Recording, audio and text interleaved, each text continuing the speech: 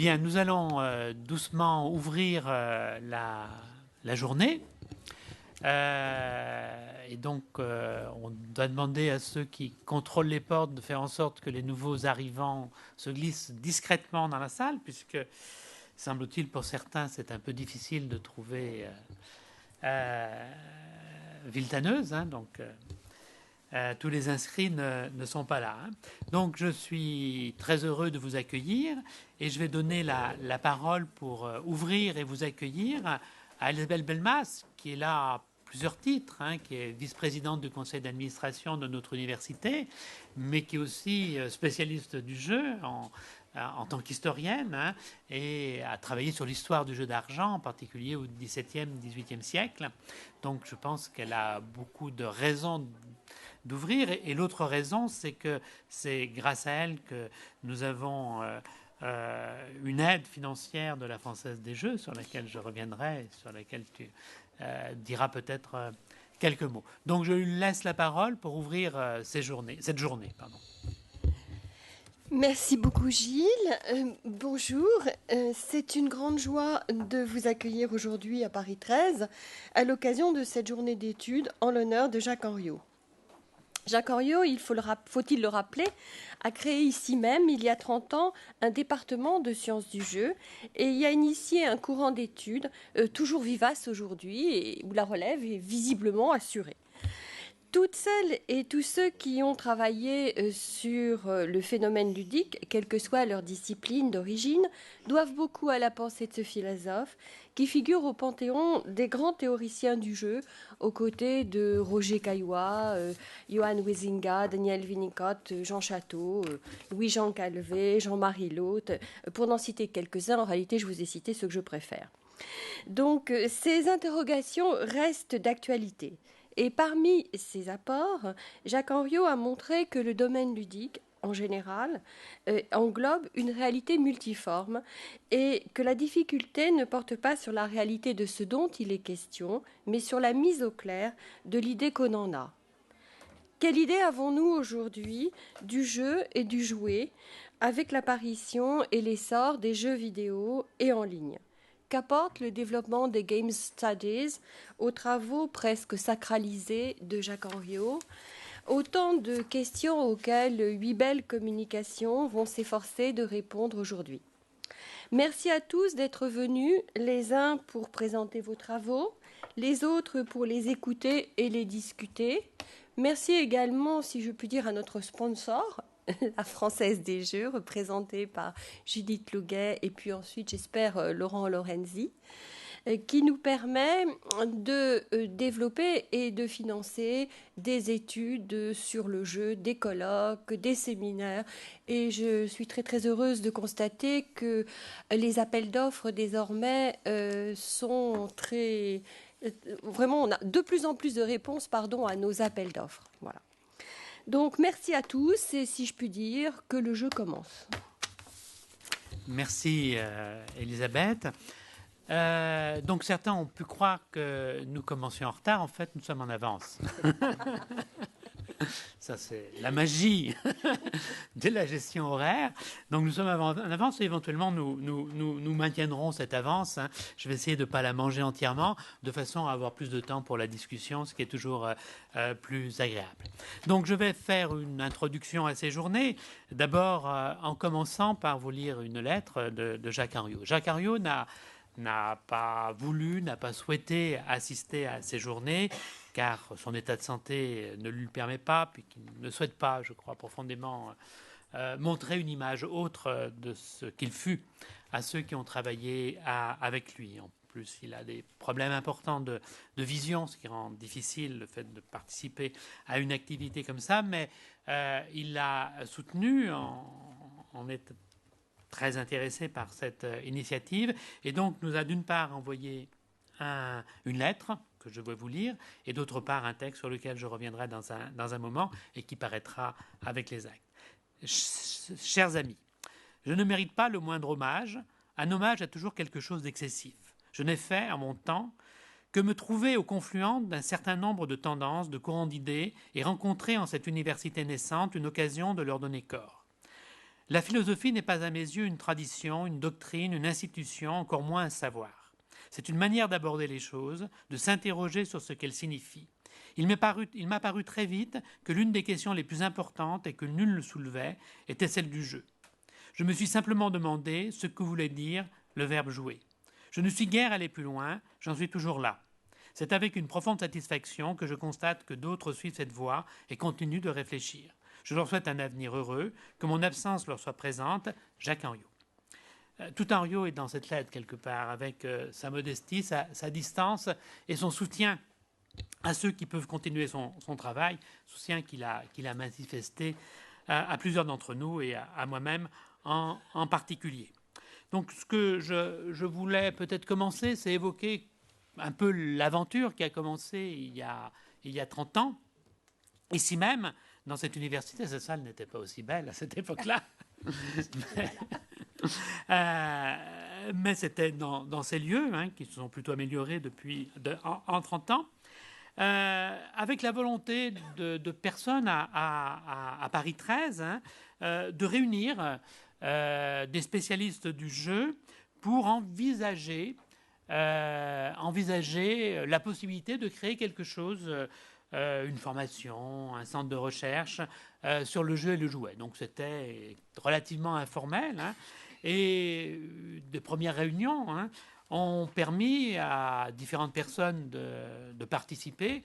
Et moi-même, j'y ai été invité parce que je travaillais à cette époque-là avec Robert Jolin à Paris 7 autour d'un projet qui était financé par le ministère, d'une recherche qu'on appelait en ethnotechnologie sur le jeu et le jouet, donc dans un esprit de recherche ethnologique. D'une part, et Jacques Henriot, qui à cette époque-là, il l'est toujours resté d'ailleurs, était professeur de philosophie à Rouen, a participé à ces mêmes réunions en tant que spécialiste déjà connu et reconnu du jeu, en particulier pour son premier ouvrage sur le sujet, Le jeu, paru aux presses universitaires de France. Alors, ce qui est assez étonnant, c'est qu'en même temps, je préparais l'agrégation de philosophie. Et il se trouve que, mais je ne savais pas, quand j'avais les premières réunions avec Jacques Henriot, que Jacques Henriot était au jury de l'agrégation.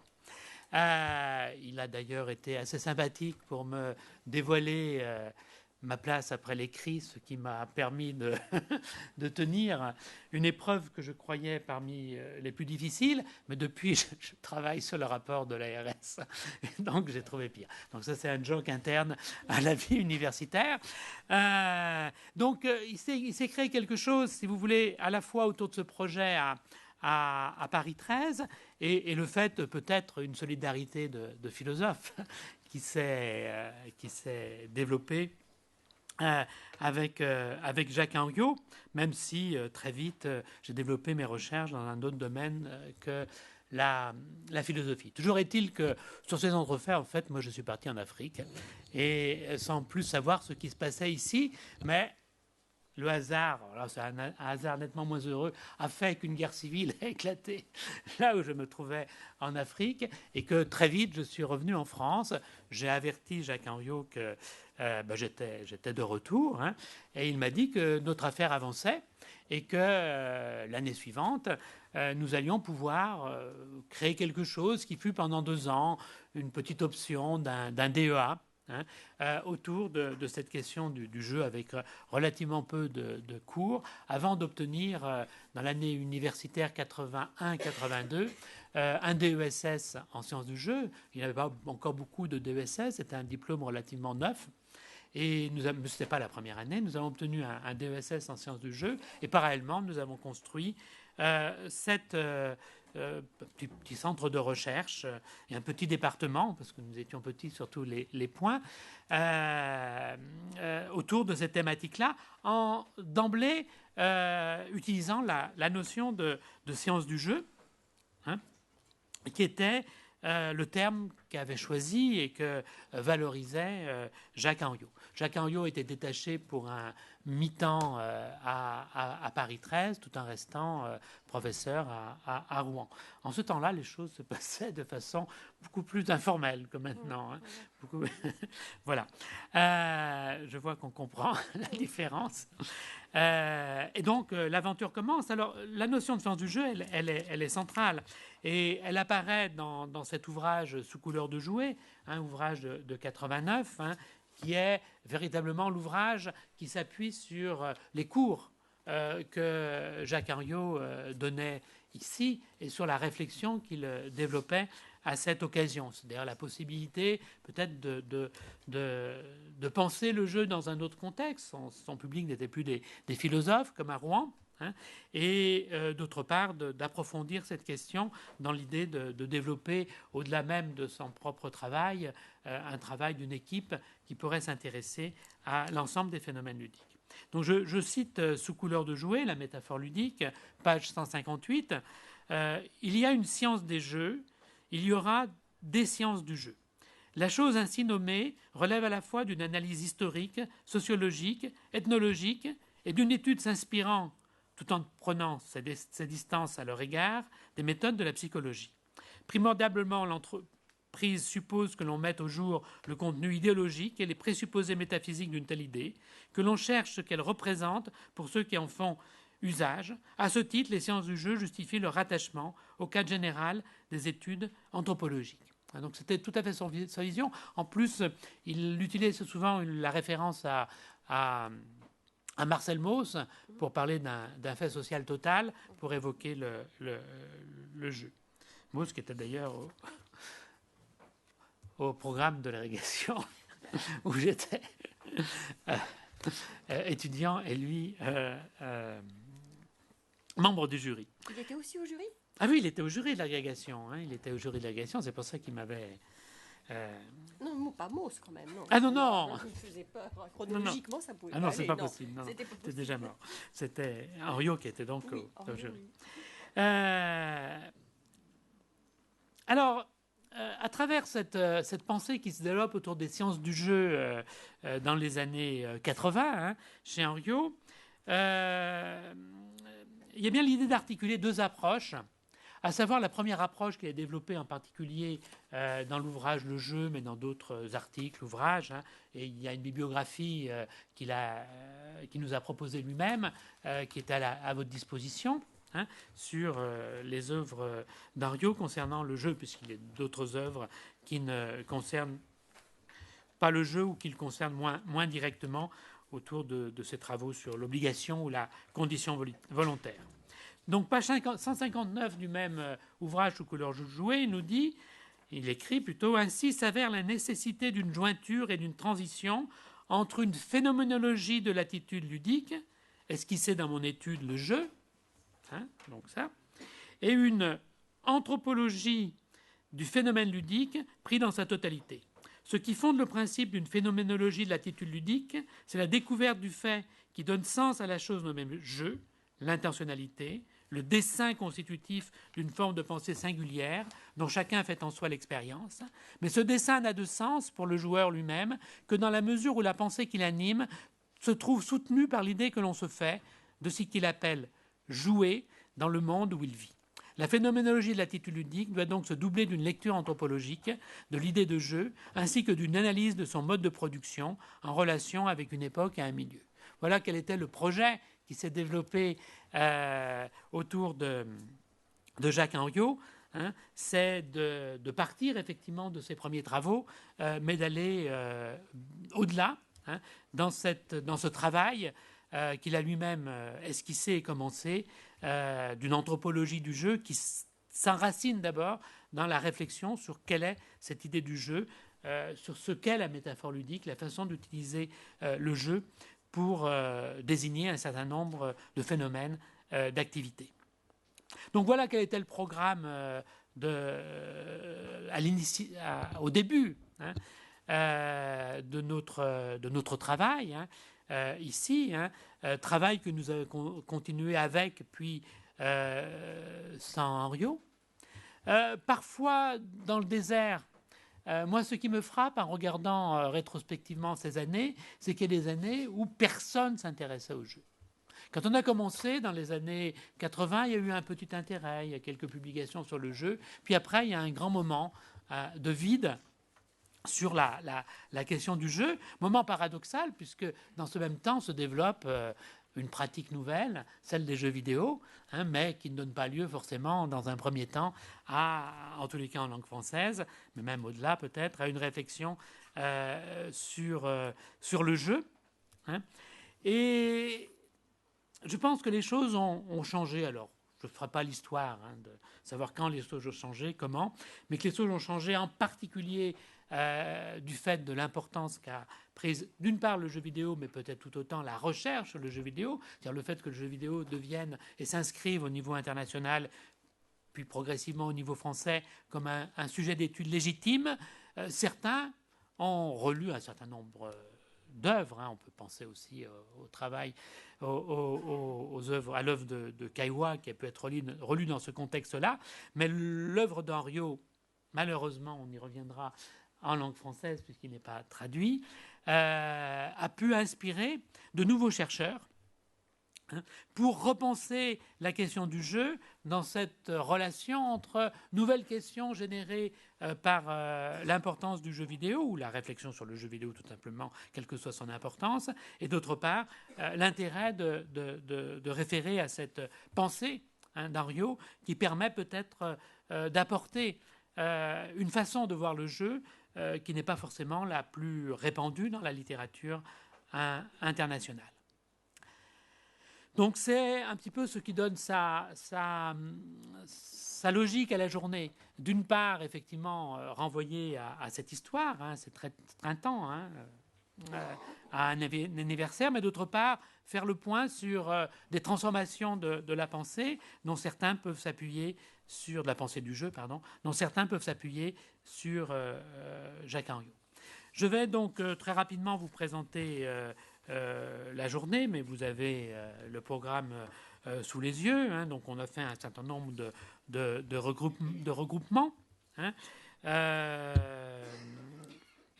Une qu'on a peut-être introduit sur l'idée d'une réflexion sur les sciences du jeu, comme façon de réunir les interventions de Patrick Schmoll, relire Jean Cariot à l'ère de la société ludique et des jeux vidéo, qui correspond tout à fait au projet de cette journée, de Mathieu Triclot, Gamme Studies ou Études Duplay, parce que bien entendu, quand on se confronte à la littérature anglophone, on se confronte à cette tension entre game et play, et la façon dont la question du jeu, pensée en français, peut apporter un déplacement, peut-être une autre façon de voir les choses.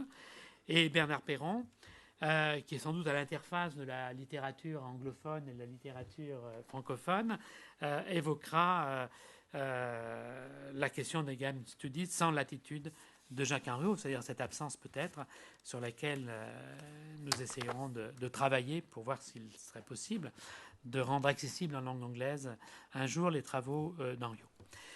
Il y aura quand même une petite pause à un moment de la journée, une pause courte, entre 10h45, d'ailleurs vous avez juste le temps de sortir et de rentrer.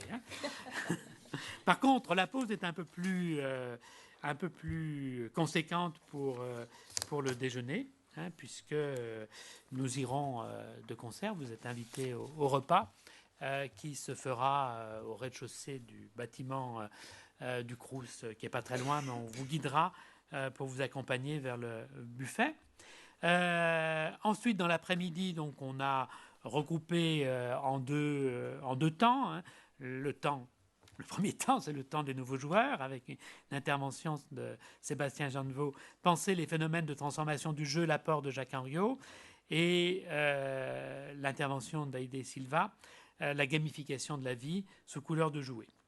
Et nous terminerons par un espace qu'on a appelé espace virtuel et métaphore ludique, avec une intervention d'Étienne Armand Amato, le jeu, un processus entre métaphore et autoréférentialité, de Maude Bonafont, qui nous vient également du Québec, le concept de distance de Jacques Henriot vu comme un espace virtuel de jeu, et Émeric Brody, qui est ici, qui travaille, qui fait sa thèse à Paris 13, évoquera la métaphore ludique chez les joueurs de poker et conclura la journée avant que nous ayons un petit cocktail informel avant de clore cette journée. Alors, il est très important, je pense, que Émeric termine la journée pour plusieurs raisons. D'abord parce que sans lui, la journée ne serait pas ce qu'elle est par le travail qu'il a effectué pour l'organiser. Donc vous avez eu des échos à travers les emails que vous avez reçus. Mais aussi peut-être parce que je pense qu'il en est à l'origine de cette journée. C'est qu'il est arrivé ici avec un projet de thèse fortement marqué par la pensée d'Henriot dans sa réflexion. Hein.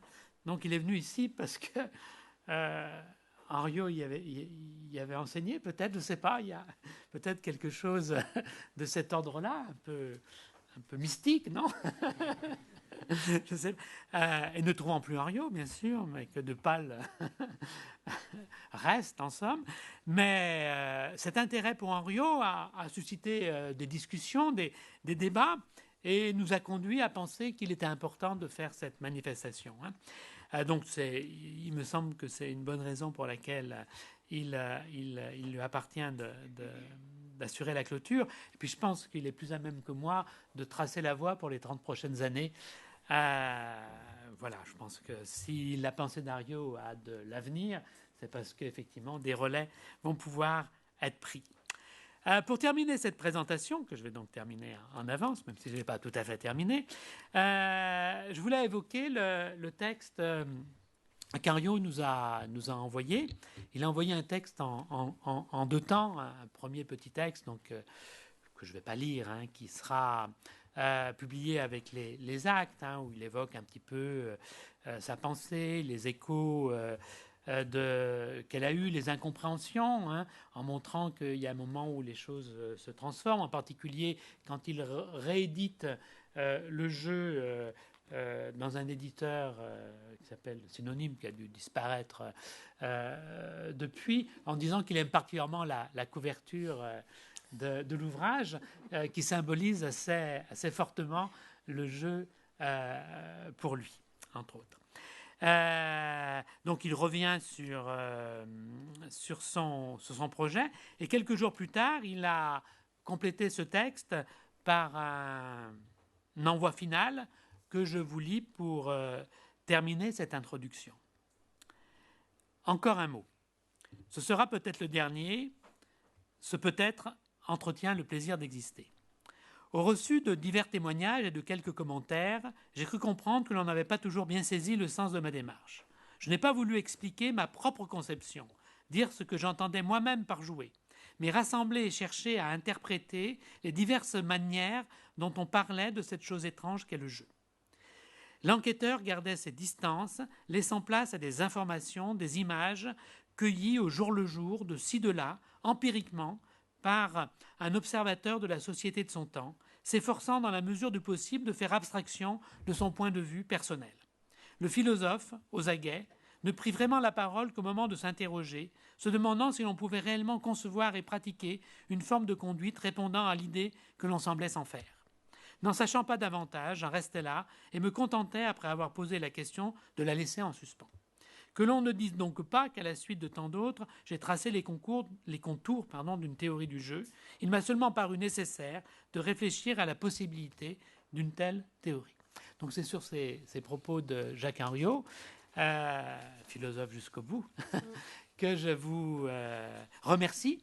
Et donc je vous propose de commencer avec un quart d'heure d'avance le programme, ce qui nous permettra d'avoir un peu de temps de discussion, et donner la parole donc à Patrick Schmoll, dont je vais essayer de trouver, mais je devrais sans problème trouver donc une petite manipulation. Alors comment on va faire? Et comment est-ce que le problème, c'est celui des fiches. Toujours dans l'informatique, c'est pas ce que vous avez remarqué. Le problème principal, c'est un problème de fil. Voilà. fil conducteur de la pensée. Voilà. Voilà, je pense que vous Donc êtes là. c'est un Mac, pour avancer, j'utilise... Voilà, le la plaie, la flèche, ça va très bien.